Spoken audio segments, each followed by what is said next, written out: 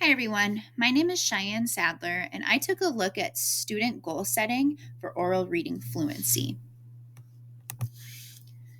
I became interested in this topic as I sat and looked at state and local data for students with and without disabilities in the area of literacy.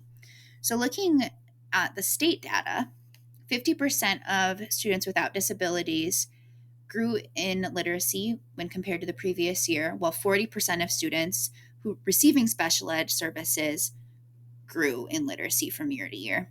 There's not a huge discrepancy there between those numbers, but looking more specifically to my situation, 24% of the students I serve as a special education teacher are making literacy growth from year to year, while 40% of their peers are making that same type of growth.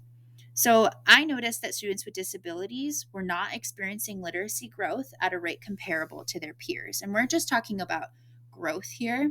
We're not talking about meeting benchmark. We're talking about improvement from prior years.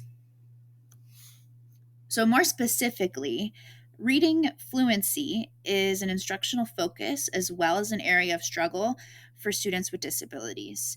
Reading fluency is a necessary component of reading instruction, and it's a skill that we require students to demonstrate proficiency in as we look at their reading mastery.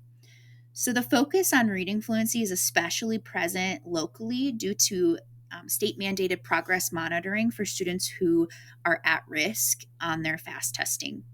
So, knowing this and knowing my district, I know that teachers are often using goal setting practices prior to FAST testing, maybe even once a week during the school year for progress monitoring.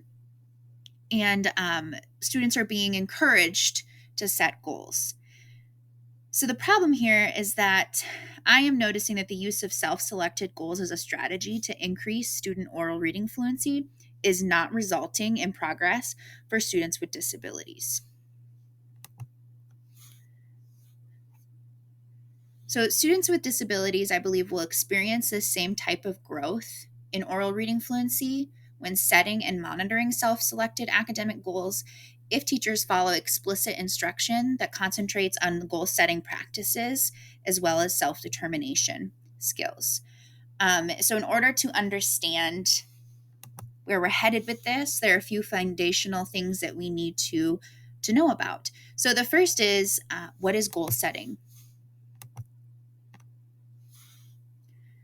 So, goal setting is the process of identifying specific, achievable accomplishments along with measurable outcomes, actions, and timelines for attainment.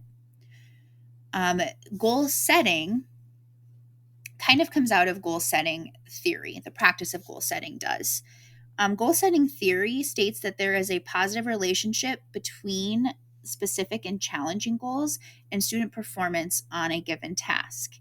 So, Locke et al. Argues that teacher encouragement is much less effective than self-selected by students, self-selected, specific, and challenging goals. So the concept of this theory prompt a lot of teachers to use goal setting within their classrooms. So researchers have also taken a look at goal setting as not only a strategy for student achievement, but also as it contributes to self-determination skill development. So self-determination was founded by Dici in 1991, and self-determination refers to a person's ability to make choices and the confidence they have in those choices. There are 7 skills associated with self-determination. One of those skills is goal setting and attainment.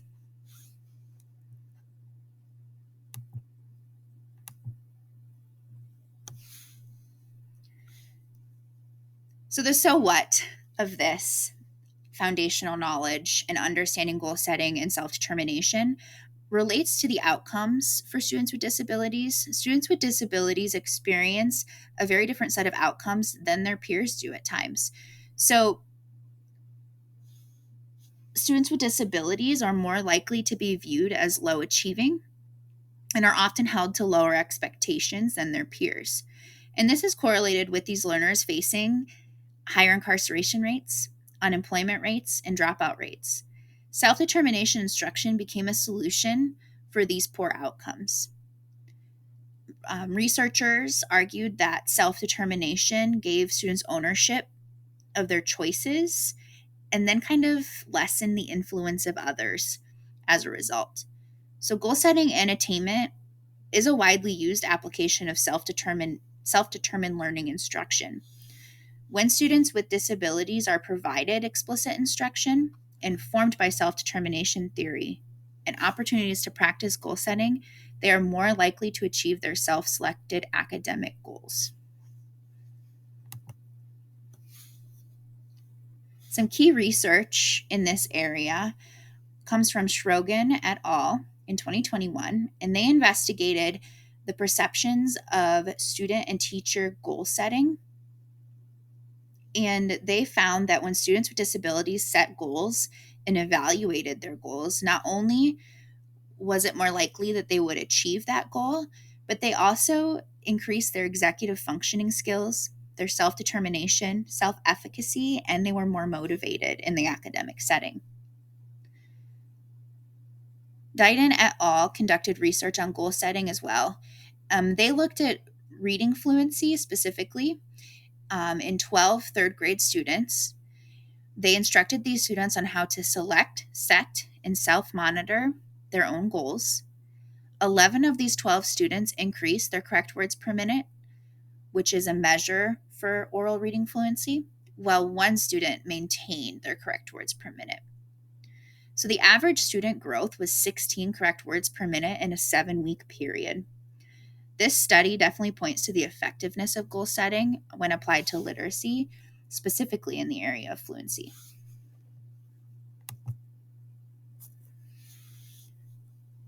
Kleinhardt et al. In 2014 looked at data collected during a state study that was responsible for following the use of a goal-setting model called the self-determined learning model of instruction.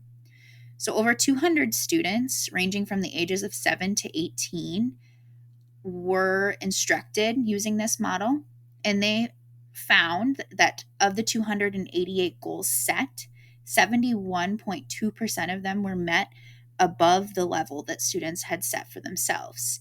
And these goals that students set were most often set in areas of hobbies, social skills, academic skills, communication, life skills, and post-secondary related areas. So these researchers also found that an underwhelming amount of academic goals were set by students. And to them, this raised some questions about adult expectations of students with disabilities when it came to accessing the general education curriculum. And they also found, similarly, they found that when students with significant disabilities had goals set for them by school personnel, the goals were not challenging enough. And we know, according to the goal setting theory, we know that a goal being challenging is an important factor to a student achieving that goal.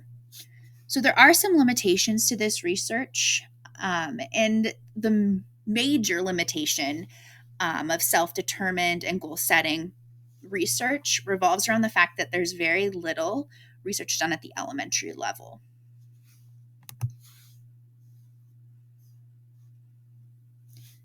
So Koning et al. In 2016 examined performance feedback used with goal setting.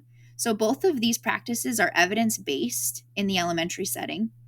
They found that providing feedback to students allowed them to make positive behavioral changes for goal attainment, specifically in the area of literacy.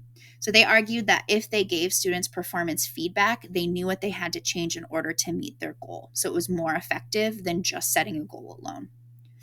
So along these lines, Fury and Luftus-Ratten interwove the concepts of goal setting and feedback to create a strategy called performance feedback and goal setting. They recommended that this strategy be used with students with learning disabilities directly following their progress monitoring procedures. So again, the use of performance feedback with goal setting is informed by theory and research, but there is little data on implementation of these practices. So that is once again a limitation to these findings. So some implications to our practice. Educators need to recognize the existence of a relationship between goal setting and achievement. These practices should be informed by research and theory to ensure that they are being done correctly. There are also those two models that teachers may want to consider looking into. And so those models were the self-determined learning model of instruction and the performance feedback with goal setting. So these practices were defined, investigated, or examined by 10 different researchers throughout the collection of literature for my review. So they were highly used.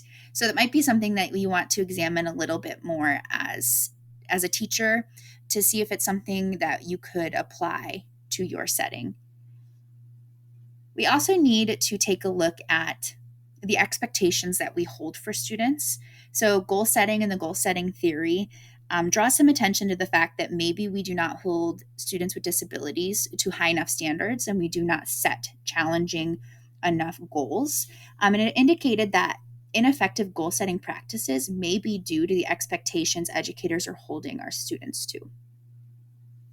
And lastly, and this is a big one as we continue on in this program and move forward in our careers, there's a need for research within the elementary setting when it comes to goal setting practices. So that's something to consider as we move forward in this process.